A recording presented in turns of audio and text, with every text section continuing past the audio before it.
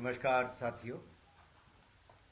आज हम सभी हिमाचल प्रदेश के सांसद, मेरे दाहिनी ओर माननीय सुरेश कश्यप जी जो शिमला के लोकप्रिय सांसद हैं लोकसभा के, माननीय हर्ष महाजन जी जो माननीय राज्यसभा के सांसद हैं, पूर्व में मंत्री रहे हैं, माननीय सिकंदर कुमार जी जो हमारे राज्यसभा के सांसद हैं और प्रदेश महामंत्री हैं भारतीय जनता पार्टी के, माननीय राजीव भारद्वाज जी कांगड़ा लोकसभा क्षेत्र के सांसद हैं और प्रदेश के उपाध्यक्ष हैं भारतीय जनता पार्टी के, और मैं अनुराग ठाकुर, मैं हमीरपुर संसदीय क्षेत्र से सांसद हूं। आज की ये प्रेस वार्ता कुल मिलाकर जहां एक और नरेंद्र मोदी जी का आभार प्रकट करने के लिए है, भारत सरकार का आभार प्रकट करने के लिए है कि लगातार 2014 से लेकर 2026-27 तक केंद्र सरकार ने हिमाचल प्रदेश को दिल खोलकर मदद की है।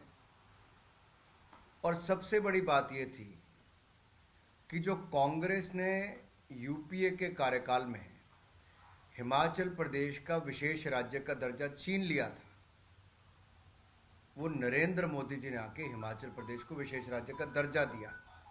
यानी कि 90% पैसा केंद्र सरकार देता है, मात्र 10% पैसा हिमाचल प्रदेश को देना पड़ता है। इससे हिमाचल को बहुत बड़ा लाभ मिला। और दूसरा,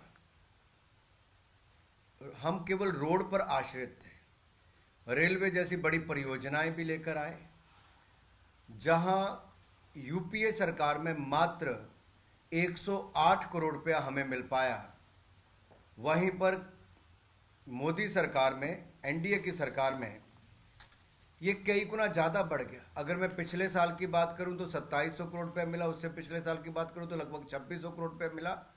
13,000 करोड़ रुपये से ज़्यादा के रेलवे के प्रोजेक्ट आज हिमाचल प्रदेश में चल रहे हैं। एक बहुत बड़ा बदलाव है। लेकिन एक कांग्रेस जनता को भ्रमित करने का प्रयास कर रही है, और अगर आप देखेंगे जो आंकड़े वो देते हैं बिल्कुल झूठ है। यूपीए के कार्यकाल में हिमाचल प्रदेश को टैक्स डेवोल्यूशन में क्या मिला, जो केंद्र के करों में से हिमाचल का हिस्सा क्या मिला। 2004 से 14 तक 12,639 करोड़ रुपया मिला, 12,639 करोड़ रुपीस। फ्रॉम 2004 टू 2014 ये यूपीए के कार्यकाल में मिला 12,639 करोड़।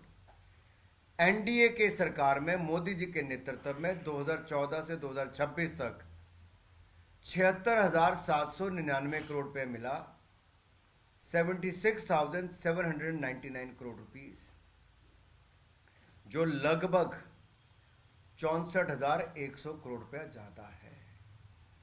इतना बड़ा बदलाव। अगला आंकड़ा मैं आपको बताता हूं, grant in aid from government of India, जो अलग अलग प्रोजेक्ट्स के माध्यम से मिलते हैं। यूपीए के कार्यकाल में 2004 से 14 तक grant in aid from government of India 50,298 crore रुपए मिला, 50,298 करोड़ रुपीस। जबकि एनडीए के कार्यकाल में मोदी जी ने 1,40,000 करोड़ रुपया दिया है, 1,40,000 करोड़ रुपीस। कहां 50,298 करोड़, कहां 1,40,000 करोड़, यानी कि 90,000 करोड़ रुपया ज्यादा हमने दिया है। और एक नई जो शुरुआत हमने कोविड के समय की थी, आपको याद होगा, जब राज्य की सरकारों को हमने सेंट्रल असिस्टेंस देनी शुरू की, एक special assistance to state for capital investment, ताकि आधारभूत ढांचे पे इंफ्रास्ट्रक्चर खड़ा करने पे राज्य तय करे कि उसको कहां पे पैसा खर्च करना है।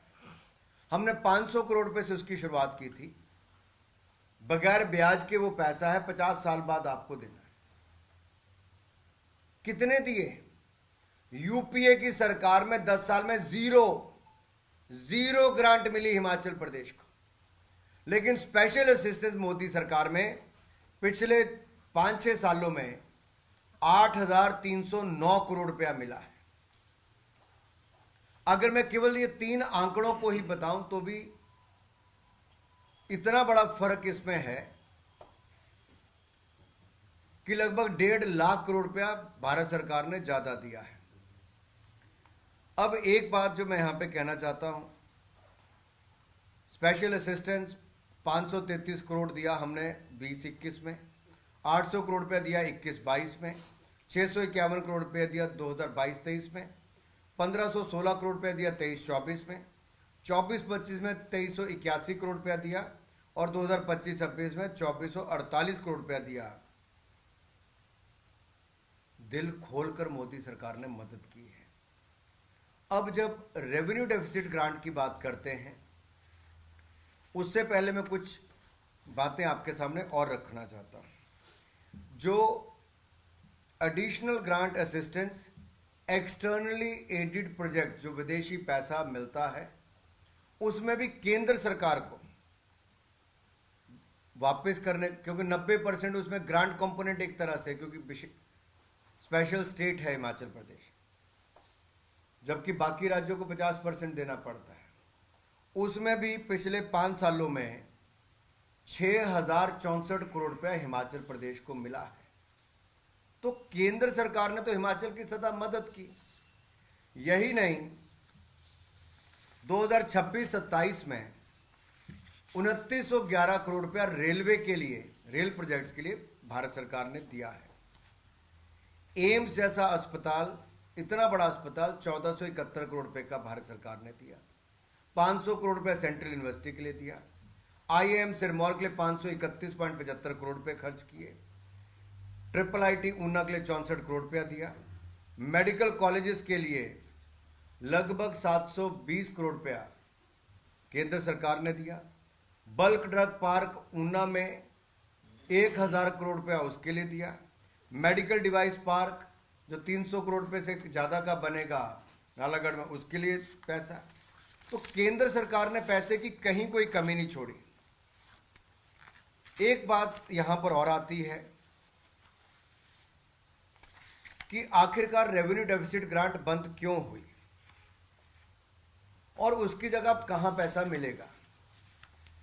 रेवेन्यू डेफिसिट ग्रांट पहले जो राज्यों को मिलती थी वो 17 राज्यों को मिलती थी। क्या केवल हिमाचल की बंद हुई? नहीं, 17 के 17 राज्यों की रेवेन्यू डेफिसिट ग्रांट बंद हुई। और मैं 12वें वित्त आयोग ने बोलना शुरू कर दिया था कि इसको बंद कर देना चाहिए, ये परमानेंट नहीं है, ये टेम्परेरी है।